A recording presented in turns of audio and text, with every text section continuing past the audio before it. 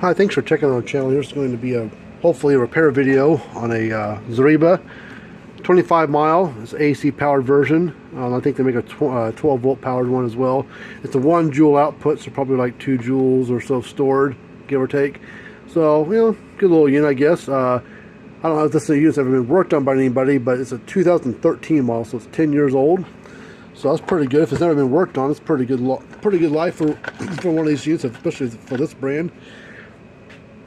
So the note on it doesn't really have anything about it. There's nothing about it saying what's wrong with it. But let's I'm going to try to tighten these knobs up, but this whole thing is spinning. So I got to get this knob. I got to get this thing opened up, and we'll see why that. There's a nut behind there. I got it behind the knob. I got to hold that still, but we'll get in there in a second and take care of that. But there's information right here. Fencerfixer.com. Here's our website. There are links to our video or to our websites down below. If you hit the thumbs up button, I'd be appreciative as well. Subscribe to the channel if you like. Appreciate that as well.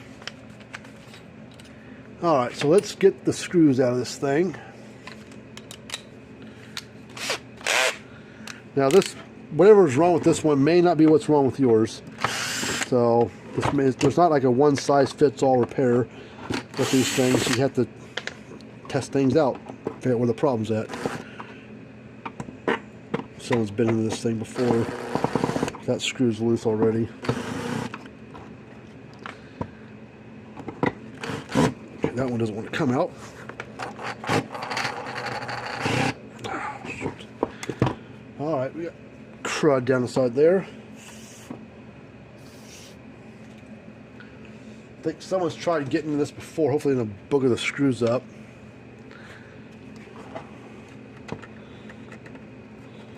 Downside of these things are nice recessed holes. Bugs like to get in there and make their home.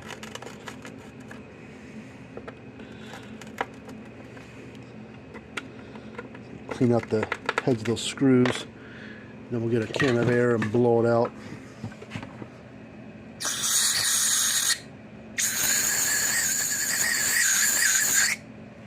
Hopefully, looks like I can see more of it. I think that one's loose. Now it was loose some, but it wasn't loose enough all the way. Yeah, see, there's just the head of the Torx there was full of grime. I couldn't get the bit to grab a hold because it's full of junk. All right, well, there's the inside of it. You got your circuit board, capacitor, transformer. Alright, so I'm just doing a quick little glance at some stuff. Bowl's burned out, but that's cosmetic. Didn't have nothing to do with the unit working or not. Alright, so I'm not even going to plug this in. I'm just going to do like 2-3 tests, and then it'll tell me where I need to start with my repairs. So the first thing I like to do with these ones is I like to test the primary input side of the transformer where the power comes into it at. So there's a black and a red wire. I don't know if we can test right here. Sometimes you can. Sometimes there's a coating on there and it may not read. We may have to go up to actual wires.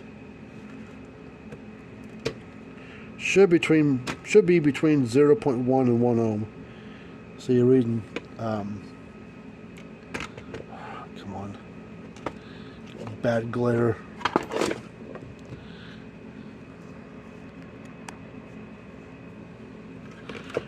All transformers on these type of units, clicking that should be, the primaries are all the same. 0.1 and 1 ohm. 0.2. So primary is fine. So the unit, if the board and capacitor are fine, it should click and be able to discharge into the transformer. So now let's, so we know that part of it's good. Let's unplug the black and red wire.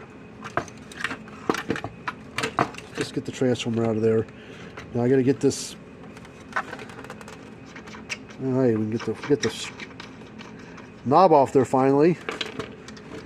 You can see that this that nut's backed up quite a way, so we got to tighten that up.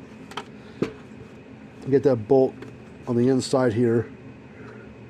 Push on a little, make sure it's all the way flush and inside there. Then we'll hold it with our finger, and we'll tighten it up so far with our finger. Then we'll take a pair of pliers or something and finish tightening it up.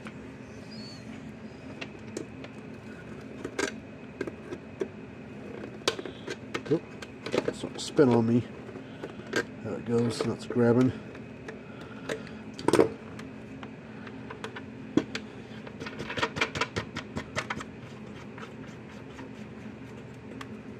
Okay. So primary is fine. We won't worry about the secondary side. I mean, we can test it to see. This is the secondary side or output side. So I guess we check it real quick just to see. I don't remember what these yellow ones are supposed to read. Reading 14 ohms, like that's probably okay. They kind of vary from brand to brand. Some read 4 ohms, some read 30 ohms. You know, it just depends on the brand and the model. Okay. Alright, don't see nothing really burnt there. Nothing looks funky there. Now let's check this capacitor. We'll unplug. Now this is a separate part. This capacitor is actually on bolts from the board. We're just going to grab the black wire. It doesn't matter if we grab black or red. We're going to unplug one of the wires from it. And that way there's no interference from the board when we go to test that capacitor. Let's see what size is it. 7.5 microfarads. So now we'll take our meter. We'll set it to capacitance, which is that little yellow symbol above my finger there. Not diode, not ohms, not continuity, none of this other stuff.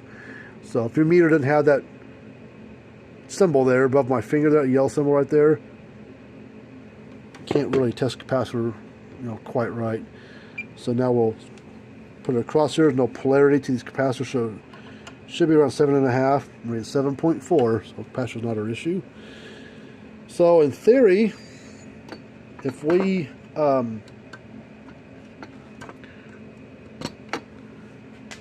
plug up these wires back up to it, plug this unit in, it should click.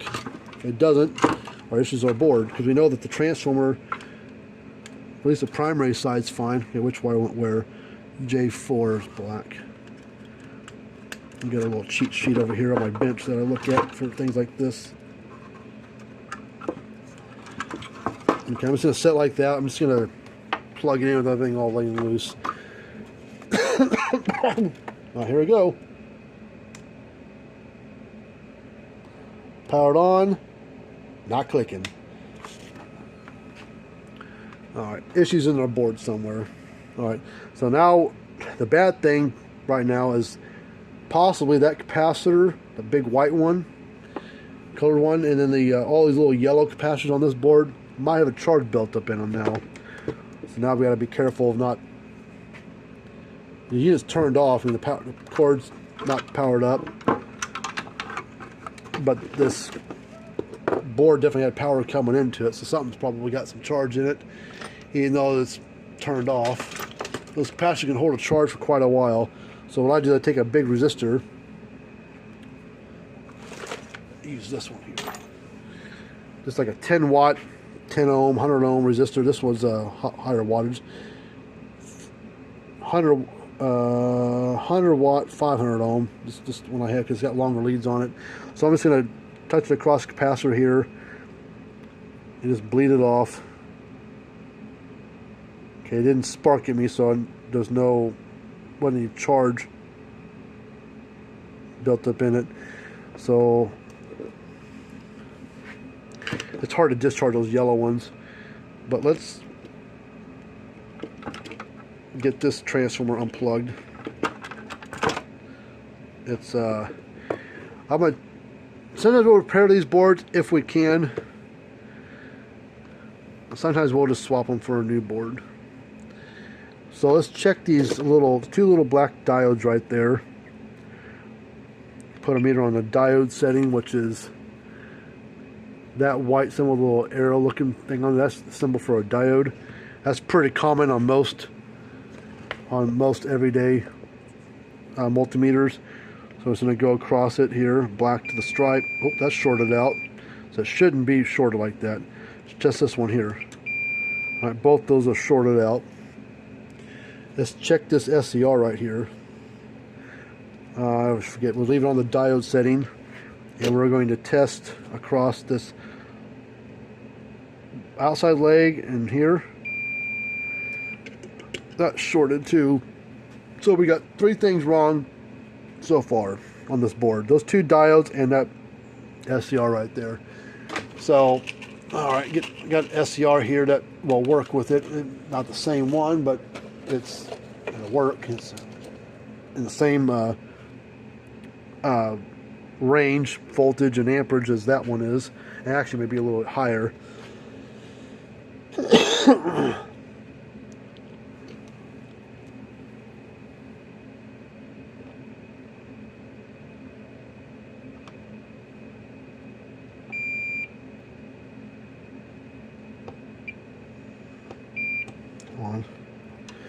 I was checking this one. It came out of my stash. It looked like it had been used before. Didn't read anything at all. So maybe that one's bad. Another new one.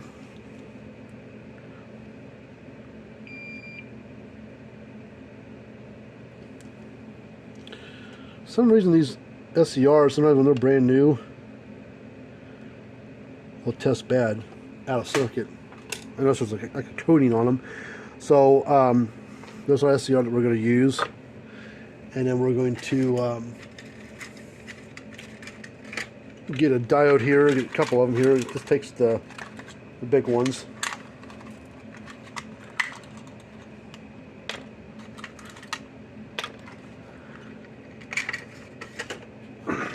Okay, got the soldering iron warmed at about 750 degrees Fahrenheit. Okay, now the downside of this job on this board is the circuitry, the components are double-sided. It's a double-sided board, so there's solder on the front side and the back side, so it makes it kind of a pain to get stuff off there.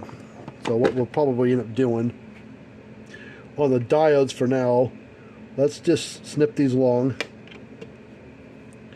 And we might just solder to the top side of these, of the leads there. We're just going to jump, we'll solder on top. So we're basically just removing the black part.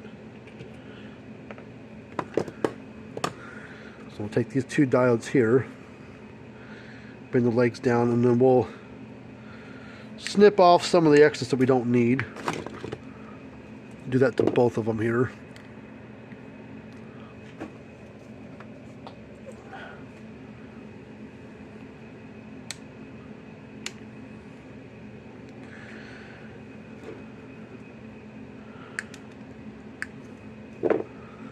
Okay, I don't know if this issue, what we've got, is going to solve it 100%. But it's worth a shot. I've got boards here for it, but if I can save from not having to put a new board in there and fix the old board, we'll save the board for a rainy day for somebody that actually needs one. And then we'll save the customer some money from not having to buy a new board. Because it's kind of fun being able to actually fix a board versus just swapping it.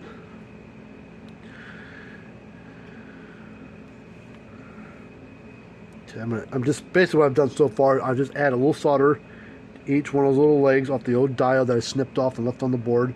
So now we're going to add a little solder to the ends of the legs of the new diode. Do that on all 4 legs of the thing. Hot.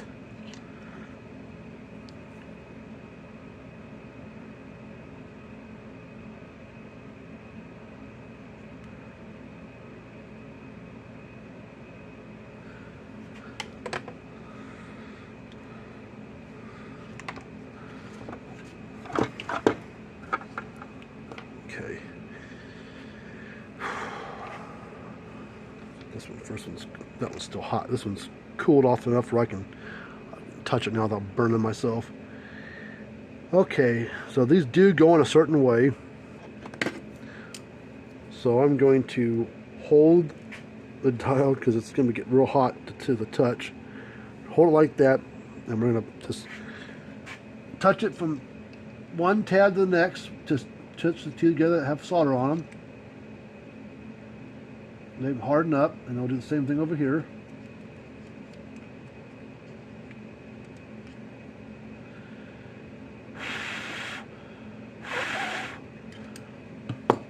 And I'm going to turn the light on so I can see a little bit better. Oh, that one didn't take. Neither one took. What the hell's going on here? Popped right off there. What the hell is going on?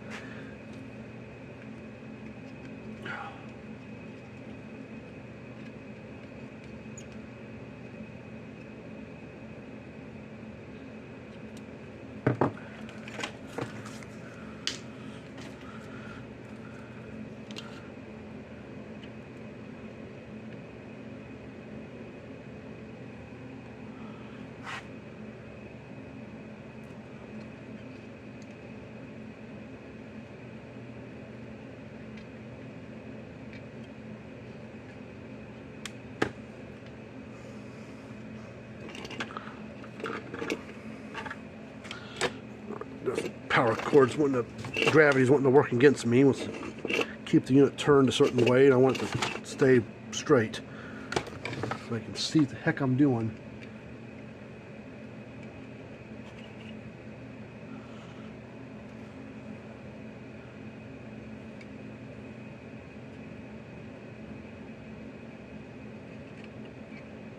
Okay, the outside looks fine. Let's turn it around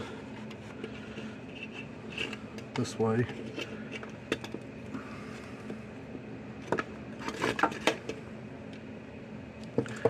Let's yeah, that one didn't take. For some reason.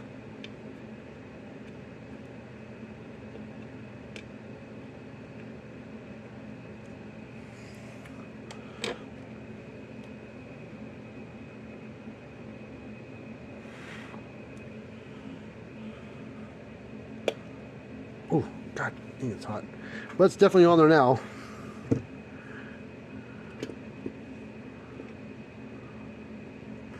Wish the glare wasn't so bad. So now we're going to put another diode right across that way.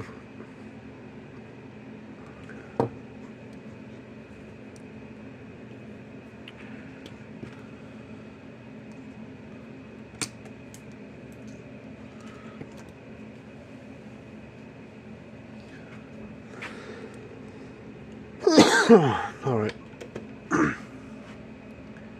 Add a little solder to the iron there.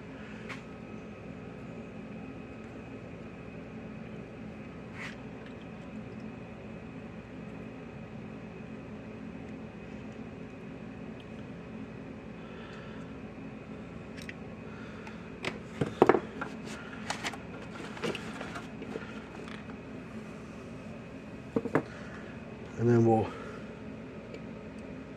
set them down like that. And then we'll hold the two together. Add a little solder to kind of blend them.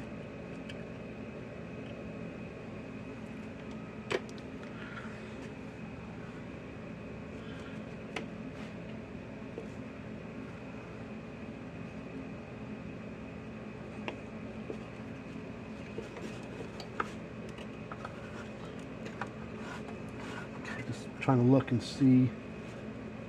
I don't like the way that one looks.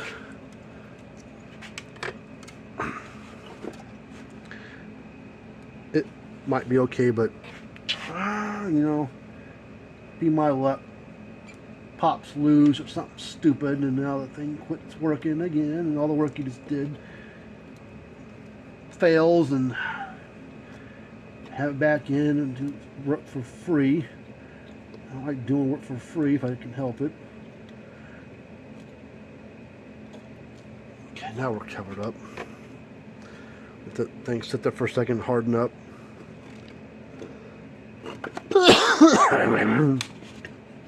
Alright. So now we gotta get the stupid SCR out of there. We would try to desolder. That's a lot to try to maneuver by snipping it off and stuff. Snipping off the SCR. Let's try to desolder and pull all the way out of there. But here's the 3 solder joints. One there. Like I said, this thing's got solder on both the front side and the back side of the board.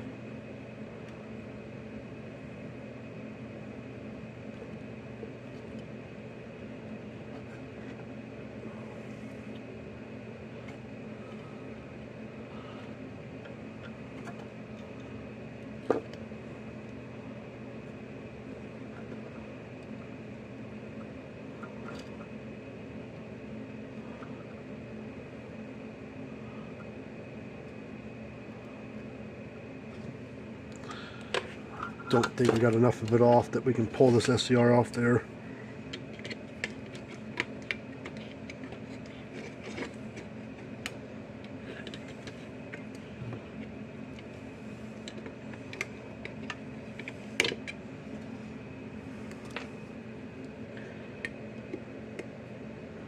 Of course not.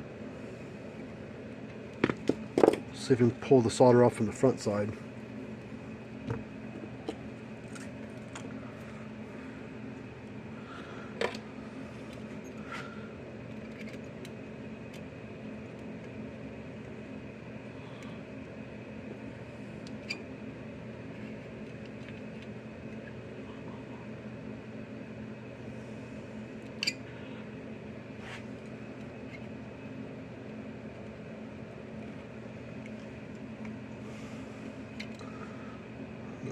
We're getting more of it off for sure.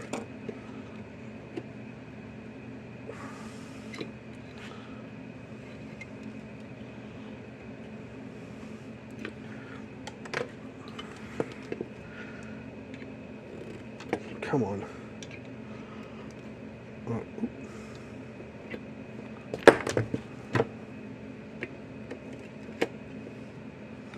There's one leg. Something's still stuck on there. This 3rd leg come right out. So we got one more, the one in the middle there, center leg for it, still stuck to the board.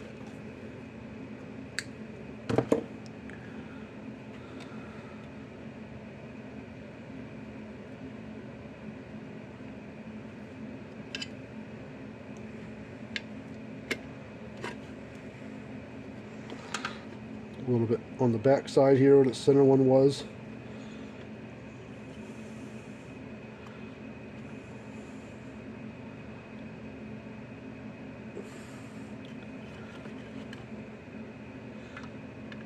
Come on.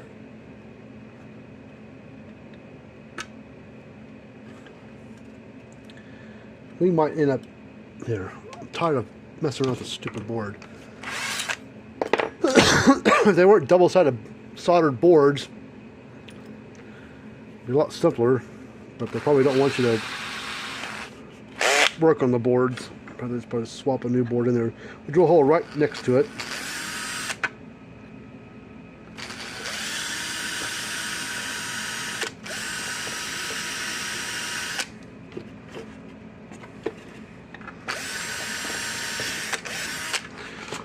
Make our own hole.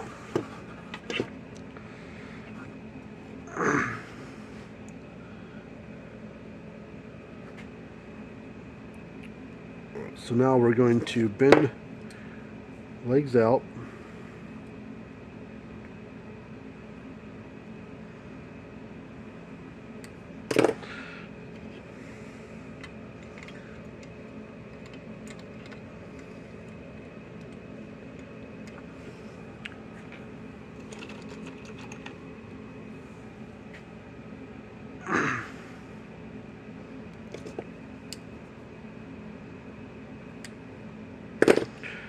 Might have to, we're gonna have to do it, drill hole in a different spot.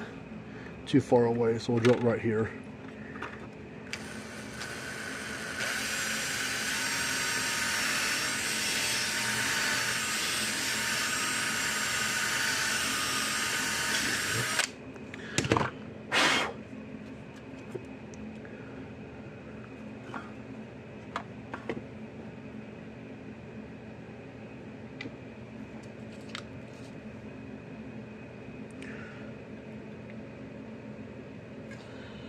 Put that in like that.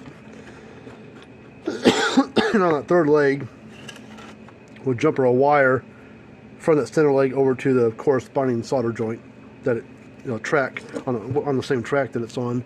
And electrically, that would be the same thing. So now we'll solder this on right there because that was still good shape.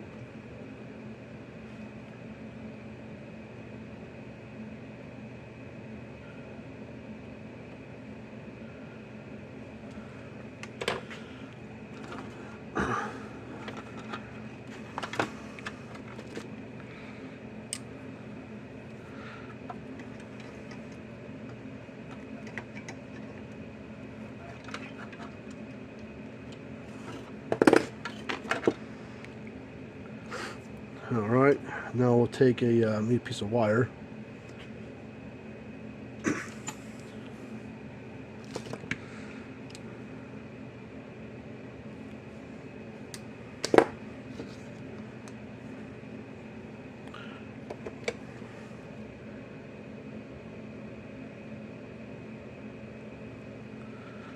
So we'll solder onto there. Solder the two together basically.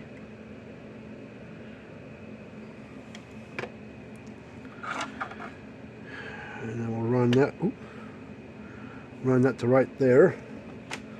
Snip off right there. Pull off the insulation.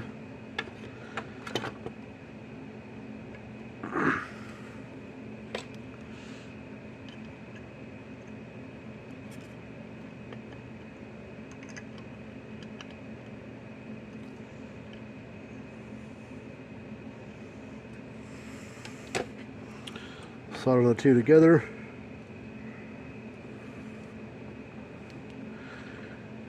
And now let's hook everything back up and see if we did a good job and this is all is wrong. If not, it's wasted like 20 minutes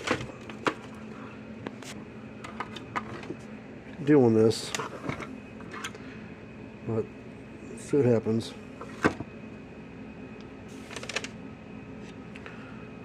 Okay, get the capacitor wired back up. Okay, the black capacitor wire goes to J6 down there, and then red capacitor wire J5, which is there. The right black is on the bottom down here.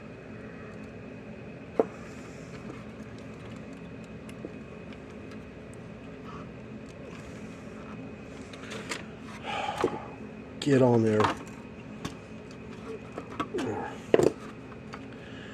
Red. Right there.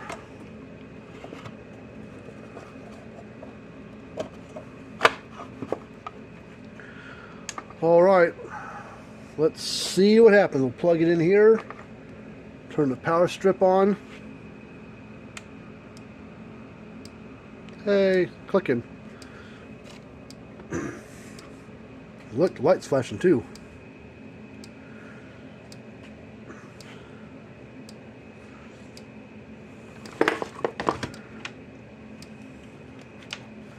Put our tester across the output. Oh, the wires aren't even plugged back in on the output side. 8,000 volts out of it.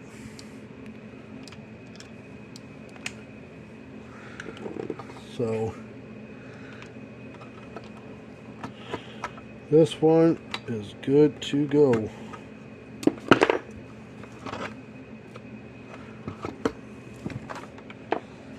Now I'll slap the case back on there and move on to another one.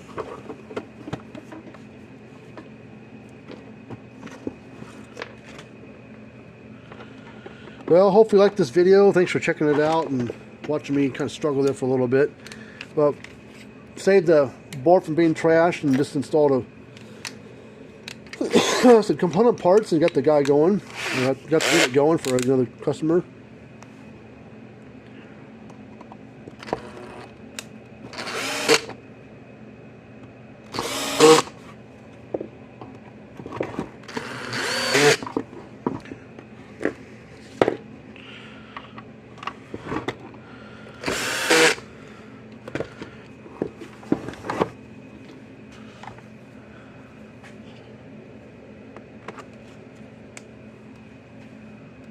There it is.